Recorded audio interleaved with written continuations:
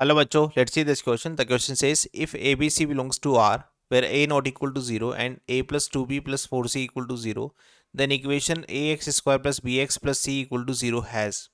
देखिए बच्चों, आपको यहाँ पर एक क्वाड्रेटिक दे रखी है. इस क्वाड्रेटिक में ABC बिलोंग्स टू R दे रखे हैं जहाँ A नॉट इक्वल टू 0 और ये कंडीशन आपको दे रखी है. तो बताना है इस क्वाड्रेटिक के बारे में कि इनमें से कौन सा ऑप्शन सही होगा.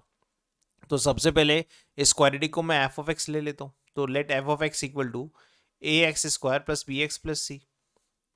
अब ये कंडीशन कैसे आएगी वो सोचते हैं.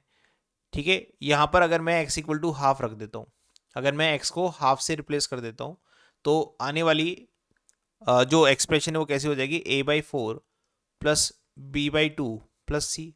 ना इसका 4 एलसीएम ले लेता हूँ तो हो जाएगा a plus 2b plus 4c divide by 4 और ये हो जाएगा f ऑफ 1/2 इक्वल टू. अब यहाँ पर जो कंडीशन आपको गिवन है a plus 2b plus 4c, इसकी वैल्यू 0 गिवन है. इसका मतलब ये हो जाएगा 0/4 डेट इज 0. इसका मतलब f ऑफ हाफ कितना आ गया, 0 आ गया. और हमने ये सुना है कि अगर कोई x की वैल्यू इस क्वाड्रेटिक में रखी जाए और इस क्वाड्रेटिक की वैल्यू 0 आ जाए तो वो उसके लिए रूट का काम करेगी.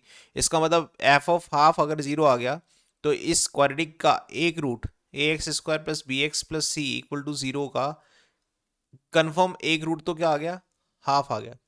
दूसरा रूट मुझे पता नहीं है, सेकेंड रूट मुझे पता नहीं है. ठीक है, तो इतनी बात से हम क्या ऑप्शन यहाँ पर करेक्ट कर सकते हैं. देखिए एटलीस्ट वन पॉजिटिव रूट. अब ये जो रूट आ रहा है 1/2 ये पॉजिटिव तो है, तो कम से कम एक रूट तो पॉजिटिव आएगा ही आएगा, पक्का हो गया. तो at least one non integral root ये भी पक्का होगा क्योंकि 1/2 नॉन इंटीग्रल ही तो है, इंटीजर नहीं है. इंटीजर नहीं है 1/2, इसका मतलब at least one non integral root ये भी पक्का हो गया.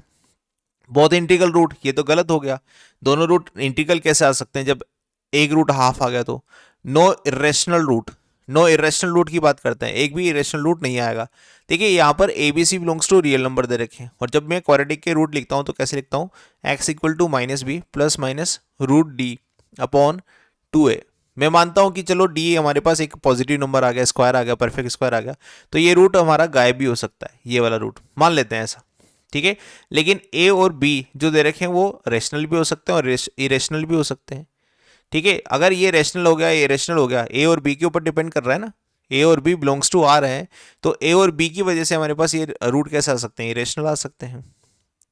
इनके रूट इरेशनल आ सकते हैं ए और बी की वजह से, डी की वजह से नहीं. अगर डी की वजह से आता तो हमारे रूट हमेशा क्या होते हैं, पेयर में आते. हमें हमेशा रूट किस में आते हैं, पेयर में आते.